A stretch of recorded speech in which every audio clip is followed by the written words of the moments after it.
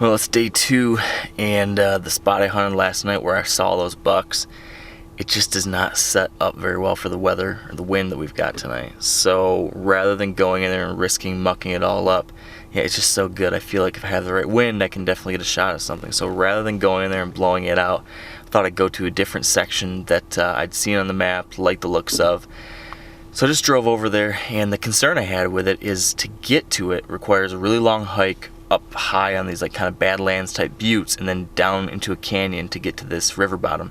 And I wasn't sure if you could get down or not, so I just went and hiked it without my gear just to see if I could even get in there. And I was able to get down to the river bottom, but it's a heck of a hike, pretty steep in some sections, so it's going to be a bit of a haul to get in there, but it does look really good. It's adjacent to some private land with a bunch of food on it, so hoping it'll be worth it. I'm going to use, I brought some like tarp type stakes, or not stakes, like big tent poles sort of, to create like a tarp system. I'm going to use one of those as a walking stick because it's so steep down that canyon. I feel like I'm going to need some kind of support to slide down that. My rubber boots that I brought are not great for mountain climbing, so gonna give it a shot. If I shoot something in there, I'm gonna have a death march of a drag out, but I will worry about that when we get to it. So that's the game plan. Gonna head in here soon. Fingers crossed for a good night, and we'll see what happens.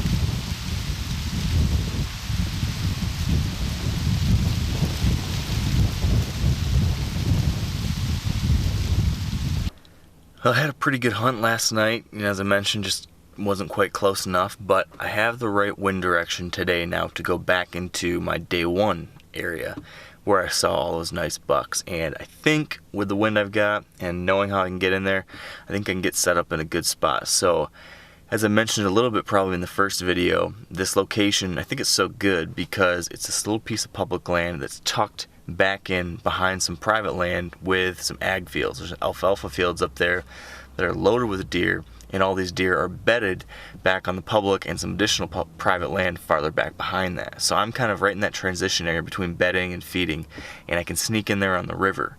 Now I got these super cheap $15 waders on Amazon. They're supposed to be packable hip waders. I thought that'd be good for the situation, but they were horrible. The first time I went in there, they ripped within minutes on the first piece of wood I walked by.